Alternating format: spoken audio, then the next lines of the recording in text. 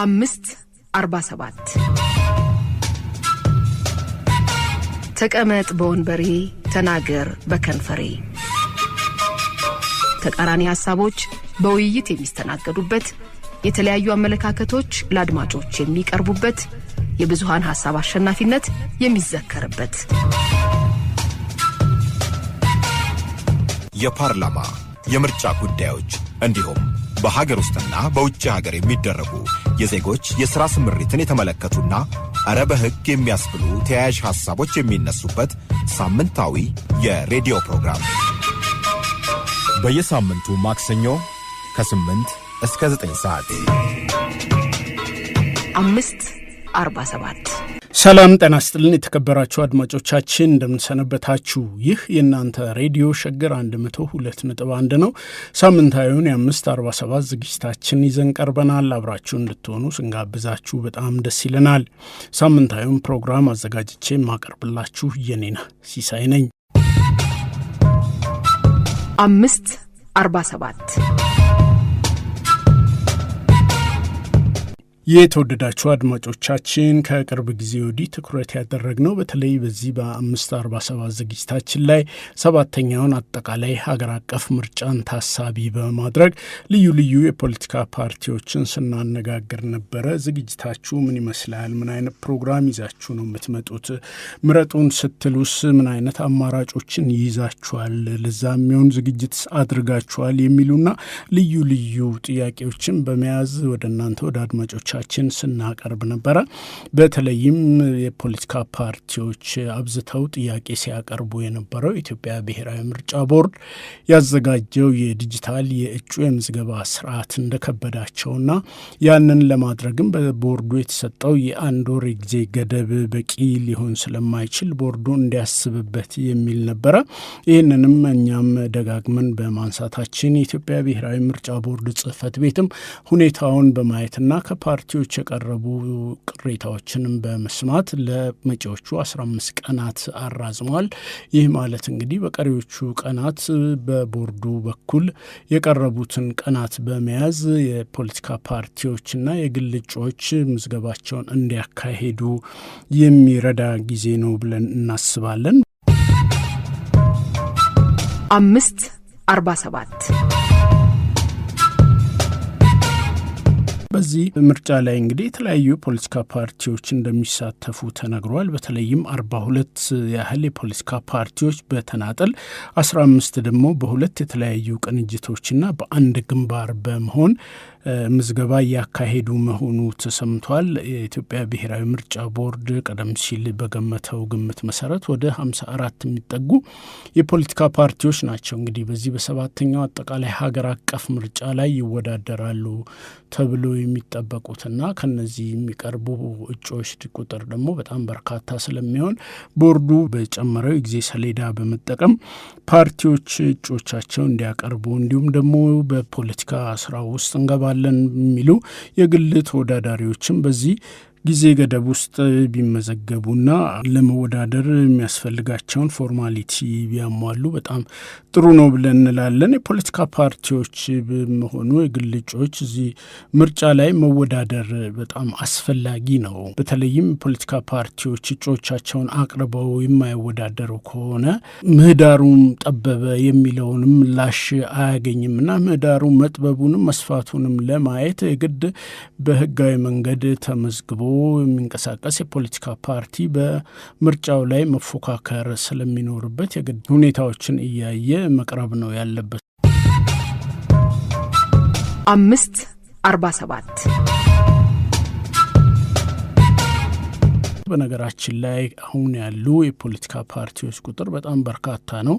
ሌላው ደግሞ እንደዚሁ ብንነጋገርበት መልካም የሚሆነው ወደፊትም ማለት ነው። አሁን ሰሞኑን እንኳ በርካታ የክልል የፖለቲካ ፓርቲዎች እየተመዘገቡ ነው። እነዚህ ክልል የፖለቲካ ፓርቲዎች ለዚህኛው ምርጫ የሚደርሱ ናቸው ወይንስ ደግሞ እንዲሁ በፓርቲነት ለመመዝገብ አስበው የተመዘገቡ ናቸው የሚለው የሚያነጋግር ስለሆነ ብንነጋገርበት መልካም ነው የሚሆነው። አንድ አካባቢ ላይ በርካታ የፖለቲካ ፓርቲዎች ናቸው የሚመዘገቡት። ለምሳሌ ትግራይ ክልልን እንኳ ብቻ ብንመለከት ወደ 20 ያህል ፓርቲዎች ናቸው ያሉት እና ይሄ በራሱ ድምጽ ይበትናል፣ ሀሳብ ይበትናል እንጂ አይዲዮሎጂው ብዙ የሚለያይ አይመስልምና በዚህ ረገድ የፖለቲካ ፓርቲዎቻችን ሰብሰብ ቢሉ ብሔርን ወክልናል የሚል የፖለቲካ ፓርቲዎች በ20 ያህል መከፋፈል በራሱ ብዙ አያስኬድም። መደራጀቱ መብት ሊሆን ይችላል፣ ግን መብቱ ብቻ ነው ወይ የሚታየው የሚለውንም እንደዚሁ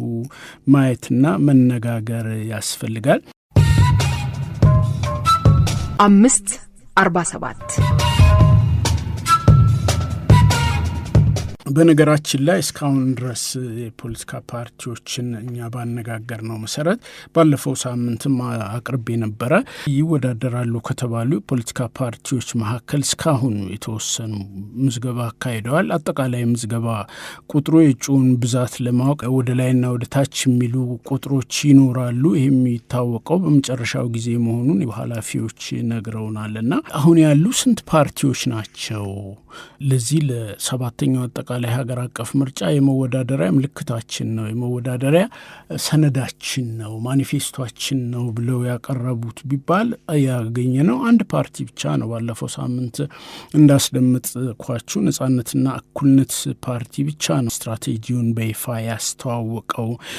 በስድስተኛው አጠቃላይ ሀገር አቀፍ ምርጫ ወቅትም የተጠቀመበትን የምርጫ ምልክት ብዕርን ነው ለዘንድሮ ምርጫ ወዳደርበታለሁ ያለውና በዛሬው ዕለት ግን አንድ ሌላ መጨመርላችሁ ጉዳይ ምንድነው? አሁን ገዢው ፓርቲ ብልጽግና ፓርቲ በዛሬው ዕለት ከሰዓታት በኋላ የምርጫ ማኒፌስቶውን ይፋ እንደሚያደርግ ተናግሮ ጋዜጠኞችን ጠርቷል። በዛ የምርጫ ማኒፌስቶውን ብቻ ሳይሆን የምርጫ ምልክቱንም ጭምር ይፋ ያደርጋል ነው የተባለው። ያው እንደምናስታውሰው በስድስተኛው አጠቃላይ ሀገር አቀፍ ምርጫ ላይ ብልጽግና ፓርቲ የሚበራ አምፖል ነበረ ምልክት ያደረገው። ዘንድሮ እሱኑ ምልክቱን ነው ይዞ የሚቀርበው ወይንስ ይቀይራል የሚለውን እንግዲህ ከሰዓታት በኋላ የምናውቀው ስለሚሆን እሱን በተመለከተ እንደዚሁ በሚቀጥለውም ሳምንት ፕሮግራማችን ምንድነው ያለው የሚለውን እናቀርባለን። 547 በዛሬው ዕለትም እንደዚሁ ሳምንት ያስተዋወቅናችሁን ነጻነትና እኩልነት ፓርቲ የምርጫ ስትራቴጂ ምን ነጥቦችን ይዟል በዋነኝነት የሚለውን በዛሬው ዝግጅታችን እናቀርብላችኋለን። በሚቀጥለው ሳምንት ፕሮግራማችን ደግሞ እንደዚሁ ብልጽግና ፓርቲ አሁን ያወጣው ማኒፌስቶ ምን አይነት ይዘት አለው፣ ምልክቱስ ምንድነው የሚለውን ደግሞ በሚቀጥለው ሳምንት እናስደምጣችኋለን። 547 የተወደዳችሁ አድማጮቻችን ነጻነትና እኩልነት ፓርቲ በማኒፌስቶ ይዟል ያላቸውን የተወሰኑ ነጥቦችን እናስደምጣችኋለን። አብራችሁን ሁኑ። 547 የዚህ የምርጫ ስትራቴጂያችን ዋና ዓላማው በህዝብ ተወካዮች ምክር ቤትና በክልል ምክር ቤቶች ወንበሮች ማሸነፍ ነው። በቀጣይ በሚቋቋመው የኢፌድሪና የክልል መንግስታት ደግሞ አካል መሆን ነው። የሁኔታዎች ትንተና፣ አጠቃላይ አገራዊ ሁኔታ፣ የፓርቲው ሁኔታ ዲቴል ካልታወቀ የምንፈልገውን ነገር ማቀድ አንችልም። በትክክለኛ በጥናት ላይ በተመሰረተ መልኩ ልንሰራው አንችልም። ስለዚህ ግዴታ አናሊሲስ መሰራት አለበት። ውስጣዊ ውጫዊ ያሉ ነገሮች ምንድን ናቸው? ከዚህ አንጻር ስሎት አናሊሲስ እንደ ፓርቲው የተሰራበት ሁኔታ ነው ያለው። ወደ 6 የሚጠጉ ጥንካሬዎች አሉ። ኦፖርቹኒቲስ ወደ 11 የሚጠጉ አሉ። ውስንነቶች ወደ 10 አሉ። ስጋቶች ወደ 14 የሚሆኑ ነው ያሉት። የተወሰኑትን ለመጥቀስ ያህል ፓርቲው ከተመሰረተበት ጊዜ ጀምሮ በአደረጃጀትም በፖሊሲዎችም በደንቦችም በመመሪያዎችም እጅግ በጣም የተጠናከረ አቅምና ቁመና ላይ ያለ ፓርቲ ነው። ከ20 በላይ የሚጠጉ ፖሊሲዎች አሉ። በርካታ የሚመራባቸው መመሪያዎች፣ ደንቦች አሉት።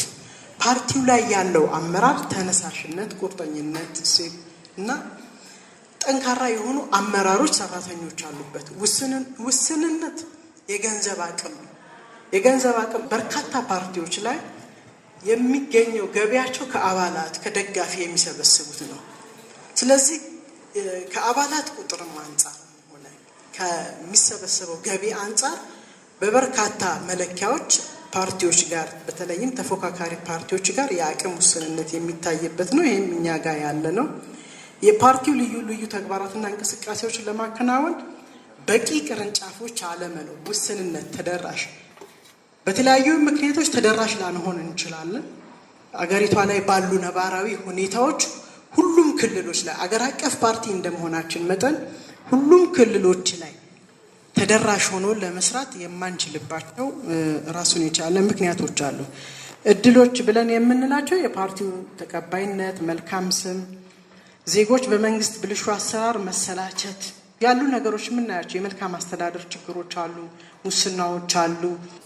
ይሄ ኔጌቲቭ ኢምፓክት ቢኖረውም እንደ ፓርቲው ግን እድሎች ብለን የምንወስደው መንግስትና ህዝብ መሀል ያለው ነገር ለፓርቲዎች እንደ ምቹ ሁኔታ የሚቆጠርበት አጋጣሚ ነው ያለው። ለምርጫ ስልቶቻችን ብለን ያስቀመጥናቸው መሰረታዊ ነገሮች አሉ። አንደኛ ከፖለቲካ ፓርቲዎች ጋር ጥምረት መፍጠር ያስፈልጋል። በርካታ ፓርቲዎች አሉ እንደ ሀገር በክልልም የተደራጁ።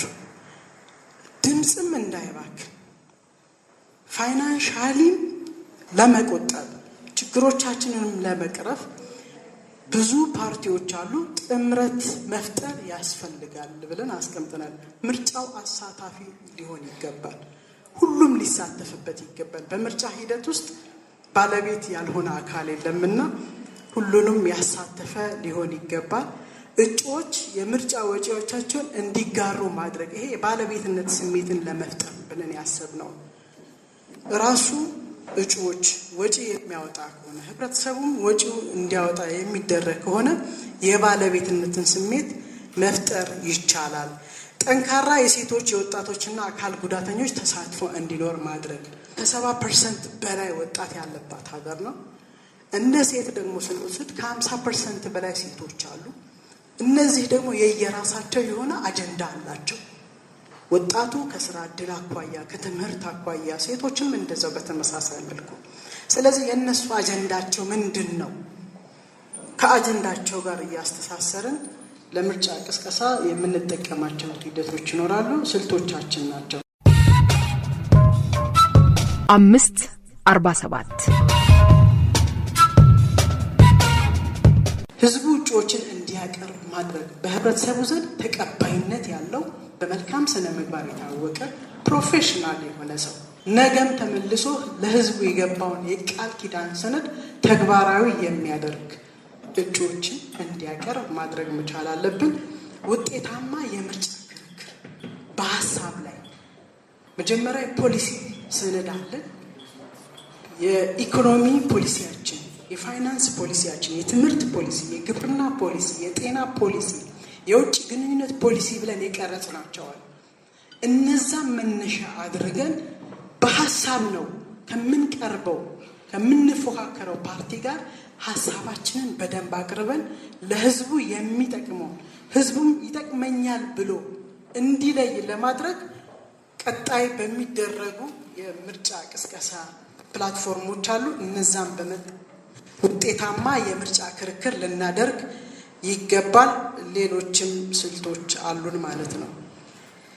የምርጫ ቅስቀሳ ይደረጋል። የምርጫ ስራ አደረጃጀት አለን። በዚሁ ስትራቴጂ ላይ ብሔራዊ የምርጫ አስተባባሪ ኮሚቴ እንደነፓ አቋቁመናል። ይህንን ኮሚቴ የሚሰራበት የአሰራርና የአደረጃጀት ተግባርና ኃላፊነትን የሚገልጽ መመሪያ አዘጋጅተን በብሔራዊ ምክር ቤት እንዲጸድቅ አድርገናል። በዚህ መሰረት ነው የምርጫ ስራዎች እየተሰሩ ያሉት። በተመሳሳይ መልኩ በክልሎችም ይሄው አደረጃጀት እስከ ታችኛው መዋቅር ድረስ የሚወርድ ነው የሚሆነው። የምርጫ ቅስቀሳ ያው የተለያዩ ፕላትፎርሞችን እንጠቀማለን። መደበኛ ሚዲያዎችን፣ የመስክ ላይ ምርጫ ቅስቀሳ፣ መራጮች ድምፅ ለመስጠት እንዲወጡ የማድረግ ስራ በተለያየ መልኩ ህጉ እስከሚፈቅደው ጊዜ ድረስ የሚሰራ ነው የሚሆነው። ይሄ ደግሞ የምርጫ ቅስቀሳ በጠንካራ ዲሲፕሊን የሚመራ ነው የሚሆነው። እየበጠበጡ እየረበሹ ሁከት እየፈጠሩ እርስ በርስ የሚያጋጭ ስራ እየሰሩ ሌላውን እያንቋሸሹ ሳይሆን በጥብቅ ዲሲፕሊን የሚመራ ለዚህም የራሱን የቻለ የምርጫ ስርዓት መመሪያ አዘጋጅተናል። 547 የመራጮችን ልዩ ባህሪ ታሳቢ ያደረገ ቅስቀሳ የሚሰራ ነው የሚሆነው። መራጮች ለፓርቲው ካላቸው ቀረቤታ አንጻር የፓርቲው ጠንካራ ደጋፊዎች ጋር አቋማቸውን ሊቀይሩ የሚችሉ መራጮች ጋር ይህንን በሀሳብ የምናመጣበት ነው የሚሆነው። ከስነ ህዝብ አንጻር መራጮቻችን እነማን ናቸው፣ ምን ይመስላሉ የሚለውን የምንቀርጸው መልእክት ያንን ታሳቢ ያደረገ። ክልል ስንሄድ የክልሎችን ነባራዊ ሁኔታ የሀገሪቷን ነባራዊ ሁኔታ ታሳቢ ያደረገ የምርጫ ቅስቀሳ ነው የሚሰራው። ክልሎች የራሳቸው የብዝሃ ማንነት አለ። የብዝሃ ማንነትን በጠበቀ ባከበረ ባለን የኑሮ ዘይቤ መነሻ ያደረገ ካለን ከስራ ባህሪ አንጻር ያንን ታሳቢ ያደረገ የምርጫ ቅስቀሳ ስራዎችን እንሰራለን ማለት ነው። በተለያየ ቋንቋዎች የሚዘጋጅ ነው የሚሆነው እንደየክልሎቹ ነባራዊ ሁኔታ። የነፓ ፖሊሲዎች፣ ፕሮግራሞች፣ ማኒፌስቶና የምርጫ መልእክት በተለያዩ ቋንቋዎች ለመራጮች እናደርሳለን። የተዘጋጀዋለን ያን የምናደርስ ነው የሚሆነው። የማኒፌስቶችን ትልቅ የቃል ኪዳን ሰነዳችን ነው። ነገ ወደ ተግባር የምንቀይረው ለህዝብ የገባነውን ቃል የምንፈጽምበት የምንተገብረው ትልቅ ሰነዳችን ነው። ምርጫ ነክ ግቦቻችን ምንድን ናቸው? የሀገራችንን አጠቃላይ እነዚህን ትንተና ስናደርግ ያለውን ትክክለኛ ነገር መቀበል ያስፈልጋል እና ያንንም ታሳቢ አድርገናል። እጩ ለህዝብ ተወካዮችና ለክልል ምክር ቤቶች በድምሩ 1500 እጩዎችን ማቅረብ ነው። ከጠቅላላ የመራጮች ድምፅ ከ15 እስከ 35% ማግኘት ነው። እነዚህ ግቦቻችን ናቸው። 5 ሚሊዮን ወይም 10% መራጮችን ነእፓን ማስተዋወቅ መመረጥ ብቻም ሳይሆን ነእፓንም ጭምር በዛው የምናስተዋውቅ ነው የሚሆነው። ከ95% በላይ እድሜያቸው ከ18 በላይ የሆኑ ዜጎች ነእፓን እንዲያውቁት የማድረግ ስራ እንሰራለን። በህዝብ ተወካዮች ምክር ቤት 100 መቀመጫ ቢያንስ በ8 ክልሎች በእያንዳንዱ 25 ወንበር በድምሩ 200 መቀመጫ ማግኘት የሚለውን አስቀምጠናል። የምርጫ ግቦቻችንን ስኬታማነት የሚወስኑ ጉዳዮች ምንድን ናቸው? የሀገራችን የሰላም ሁኔታ ይወስነዋል። የምርጫ ነፃነትና ፍትሐዊነት በየአካባቢው የሚደረጉ ምርጫዎች ነፃ መሆናቸው፣ ፍትሐዊ መሆናቸው፣ ዲሞክራሲያዊ መሆናቸው የምንፈልገውን ግብ ይወስነዋል ማለት ነው። የፖለቲካ ምህዳሩ ይወስነዋል። የዜጎች የምርጫ ተሳትፎ በዘንድሮ ምርጫ ከ50 ሚሊዮን በላይ ዜጎች ይመርጣሉ ተብሎ ነው የሚጠበቀው። በስድስተኛው ወደ 34 ሚሊዮን የሚጠጉ ዜጎች ነበሩ የተሳተፉት።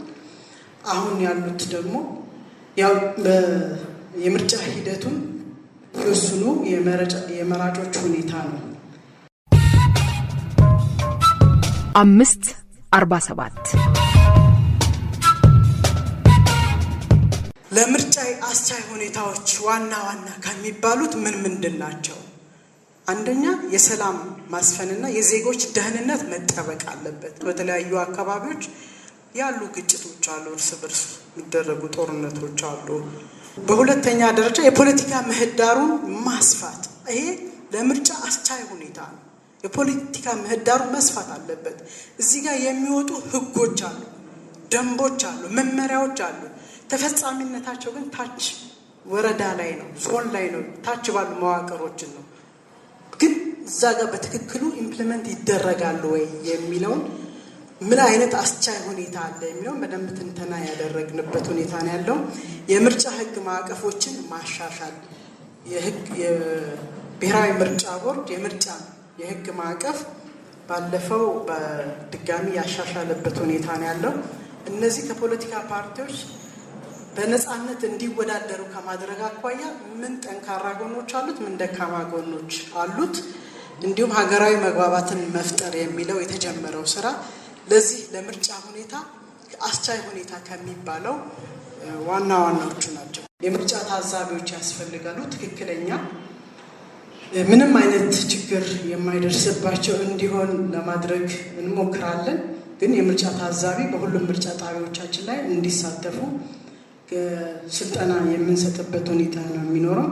የድምፅ አሰጣጥ ክትትል ቡድን አለ። ጠንካራ የህግ ክትትል፣ ችግሮች ሲኖሩ ችግሮችን ወደሚመለከተው አካል የምናቀርብበት፣ አፍራሽ ፕሮፓጋንዳዎች ካሉ እነዛንም አይጠፉም። በምርጫ ወቅት ላይ ስም ሆን ተብሎ ስም የማጥፋት ስራዎች፣ ዘመቻዎች ይካሄዳሉና እነዚህንም መከታተልና መከላከል ነው።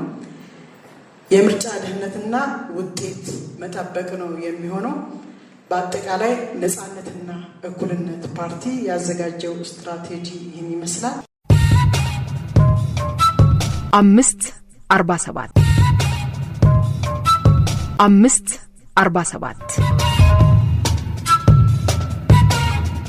አድማጮቻችን ሌሎች የፖለቲካ ፓርቲዎችም ሆኑ የግል እጩዎች አሁን ይህንን የአየር ሰዓት ብትጠቀሙበት በጣም መልካም ነው።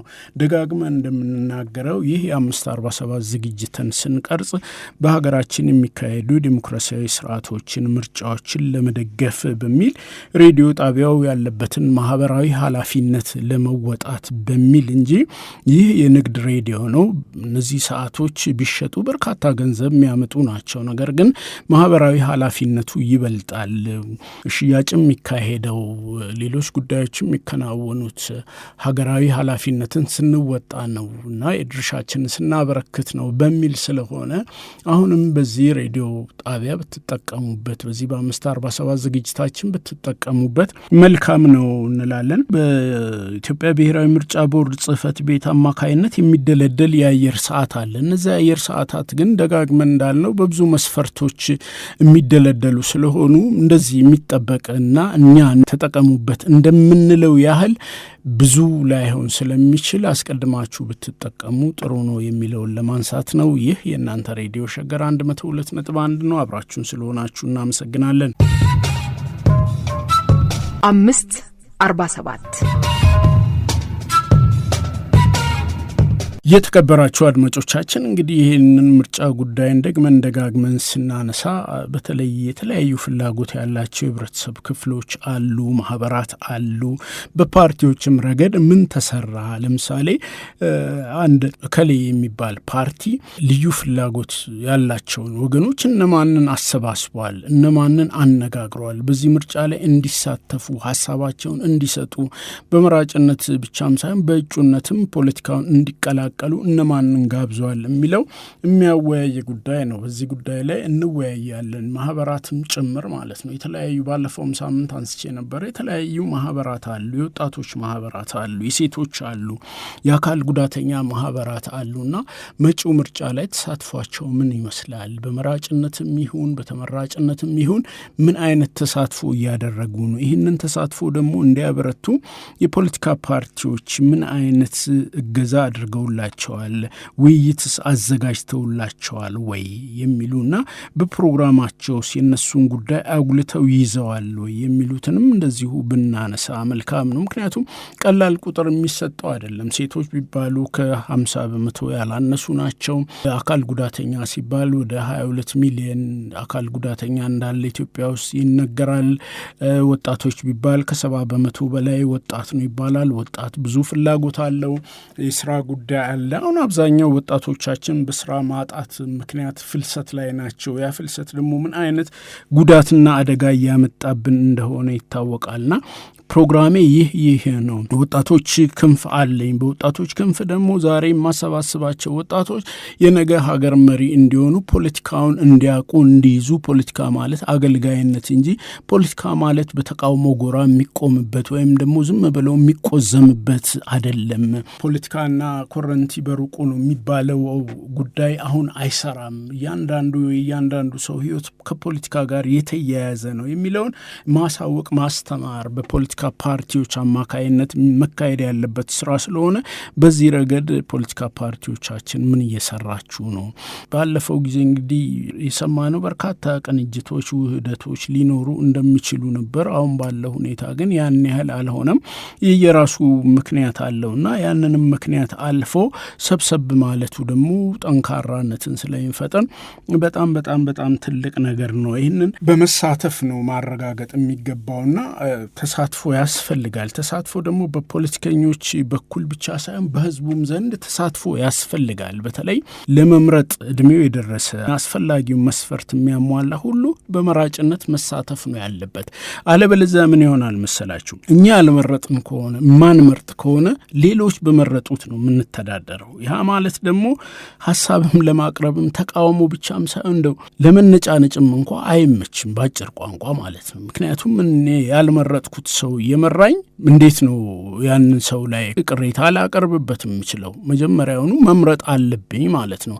ባልመረጥኩት ስተዳደር ቅሬታ ለማቅረብም አይመችም እና መምረጥ ኃላፊነት መወጣት ነው። በየትኛው መልኩ ቢሆን የቀረቡትን እጩዎች ማየት አለብን፣ ፕሮግራማቸውን ማድመጥ አለብን፣ ምን እየሰሩ እንደሆነ ማወቅ አለብን። ከዛ በኋላ ምርጫ የህሊና የራስ ጉዳይ ስለሆነ በሚስጥር ደግሞ ድምጻችን እንሰጣለንና መምረጥ ላይ መሳተፍ አለብን። እኔ ምን አገባኝ፣ ምንድን ነው የሚመረጠው፣ የቱን ነው የምመርጠው፣ ምን አለና ምናምን የሚባለው ዝም ብለው የምናወራቸውን ነገሮች በዛው መልኩ ነገሮችን አቃለን ከተውን አደጋው ለኛ ነው። ቀደም ብዬ እንዳልኩት ነው። አንድ ቀበሌ ሄደን እኛ አገልግሎት ስንፈልግ አይ በዚህ አይደለም በዛ ነው ተብለን የምንጉላላ ከሆነ ያን ሰው የመረጥ ነው ከሆነ ረበግ ለማለትም ይመቻል። ቢያንስ የሚሰማንን ነገር እንኳን ለማውራትም ለመንቀፍም ለመቃወምም ይመቻል። አለበለዚያ ግን ባልመረጥ ነው ሰው እየተዳደረን ድምጽ ስጡ፣ ውጡ፣ ምረጡ እየተባልን አይ ብለን ዝም ብለን ቤታችን ከተቀመጥን በኋላ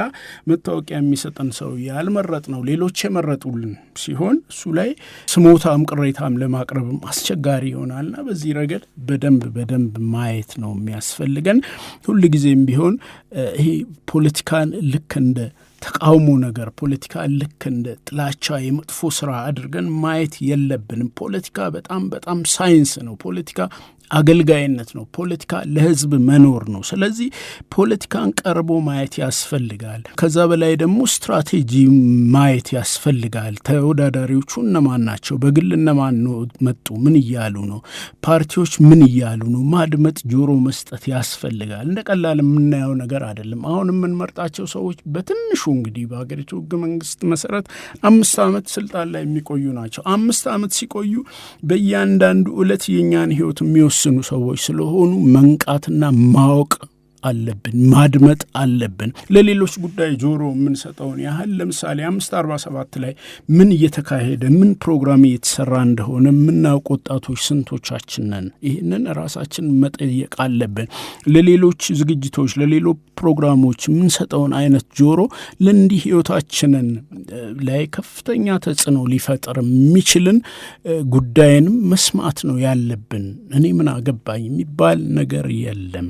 እኔ ምን አገባኝ ብሎ አንድ ሰው ህይወቱን ሊመራ አይችልምና ይሄንን በጥንቃቄ በደንብ ማየት ስለሚያስፈልግ በደንብ አሁን መጪውን ጊዜ ጆሮአችንን አቁመን ፖለቲካው ምንድነው፣ ሀገራችን ላይ ምን እየተካሄደ ነው የሚለውን በደንብ ማድመጥ ስላለብን ነው ይሄንን ያነሳሁት።